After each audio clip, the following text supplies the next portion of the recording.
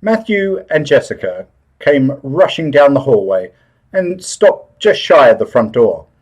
They were filled with energy and excitement while they watched their parents walk towards them. Halloween had finally arrived, and trick-or-treating was all that was on their mind. Once their front door was opened, they ran outside and disappeared. Jessica wanted to be Red Riding Hood that year, so she dressed up as the character, complete with a red hood and a basket. She also carried around her Scooby-Doo stuffed toy as a stand-in for the big bad wolf. Meanwhile, Matthew dressed up as the fastest man alive. The Flash had been one of his favourites ever since he saw the Justice League cartoon on television. The roads in the neighbourhood were filled with children in colourful costumes, bringing baskets and plastic bags. There were older children as well. Most of them were chaperones for their little brothers and sisters. Jessica and Matthew even bumped into a few of their friends. They showed off their costumes and gave much deserved compliments to one another. As the evening progressed, Jessica and Matthew visited more and more houses until they reached the more deserted parts of their neighbourhood. None of them had been able to walk that far from their house the night before.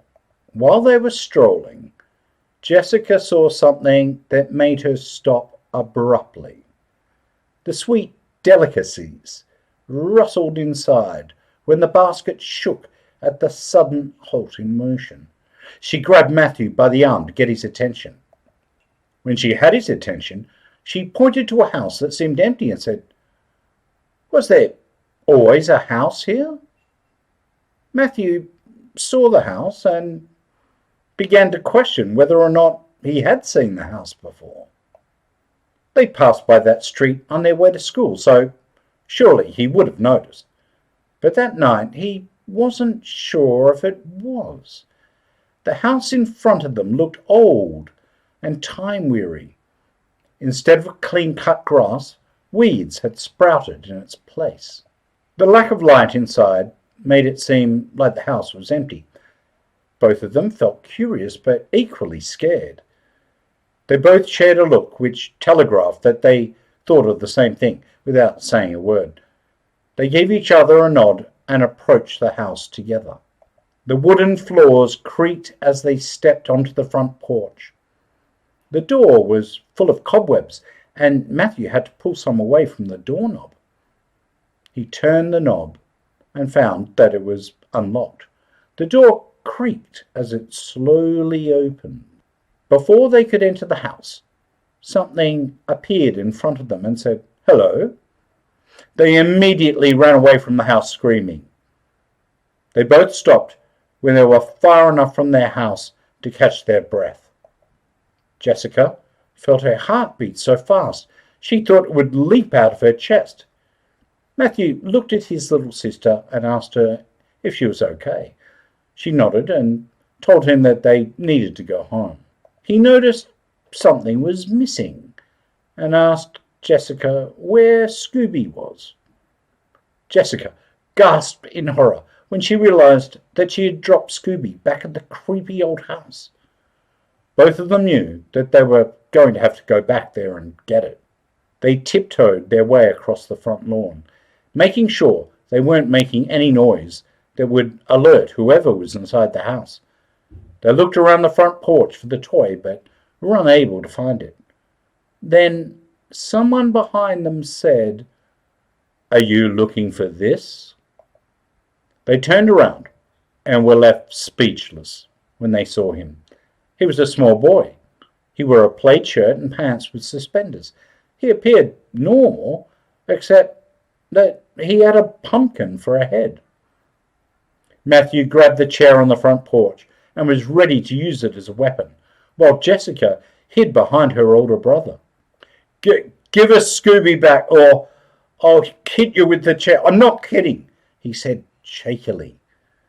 Despite the clear conviction in his threat, it did nothing to hide his fear. No, I mean you no harm. Here, I'll give you your toy back," the boy said. He had his arms stretched out in front, just to assure them that he truly meant no harm. He walked closer to them and left the toy on the steps of the porch. The pumpkin-headed boy backed away slowly. Matthew took that chance and picked up Scooby from the steps. He handed it to Jessica, which she hugged tightly, and then lifted the chair again for protection. Now that they had Scooby back, Matthew and Jessica were ready to leave. They slowly moved forward, with Matthew still holding the chair for protection. He stopped just as he was about to reach the sidewalk. He wanted to get out of there as soon as possible, but curiosity had a hold of him, and he couldn't help but ask, "What's wrong with your head?" he asked. The pumpkin-headed boy looked at him, puzzled, as if he had failed to understand the question. There was a moment of silence before Matthew said, "Why is your head a pumpkin?" "Oh, yes, I guess my head is a bit strange to some. Why don't you come inside, and I'll tell you all about it. We can have some cookies and some chocolate milk," the boy said. He casually walked to the door. He looked back and said, "My name is Carlson, by the way." Matthew wanted to ignore his invitation, but Jessica also had the same curiosity he had. She was already making her way to the door. Matthew tried to call her back, but it was too late. He sighed and followed her inside. The house, despite how it looked outside, was surprisingly clean on the inside. The lights illuminated the cozy living room. They sat on the couch, which was soft and comfortable. It had a fireplace, which kept the room warm. Carlson, who disappeared into the kitchen, reappeared with a tray filled with a plate of cookies and 2 glasses of chocolate milk. He placed the tray on the table in front of Jessica and Matthew. He told them to eat as much as they wanted. While Jessica and Matthew ate, Carlson began the interesting story of how he came to be. Carlson had been brought to life by the wishes of a boy named Jack. He and his family lived in the house they were currently in a long time ago. Jack had no friends and was lonely. On Halloween night, he wanted to go trick-or-treating, but had no one to go with. So he took a pumpkin, which was supposed to be made into a jack-o'-lantern, and made a wish to the stars above. The stars heard his plea and brought to life a boy with a pumpkin head, who he named Carlson. Both of them had fun trick-or-treating that night. Carlson had so much fun with Jack that he made Halloween his favourite day. However, the next morning when he woke up, Jack and his parents were gone, and the house was completely empty. Carlson had been waiting for Jack to come back ever since. Matthew and Jessica felt sorry for Carlson.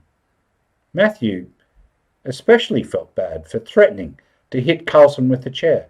He wasn't a scary threat. He was just sad and lonely. Carlson saw the gloomy look they both had on their faces and decided that wasn't in tune with the Halloween spirit. He got up off his seat and made his way to the radio. "Why don't we have some fun on Halloween?" he said.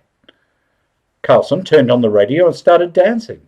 He urged Jessica and Matthew to join him. They were hesitant at first, but seeing Carlson dance made it seem fun, so they got up and joined in. They danced until they couldn't dance any more. Time went by quickly, and much to Jessica and Matthew's disappointment, it was already getting late, and they had to go home. Their parents might worry about them if they stayed out too late. Carlson saw them out the door, and they said their goodbyes. Before they left, they shared some of their candy with Carlson, which he graciously accepted. They waved Carlson goodbye one last time before finally making their way back home. The next morning, Jessica and Matthew came back to Carlson's house. They knocked on the door, but no one came to answer. They called out to Carlson, but he still wasn't there.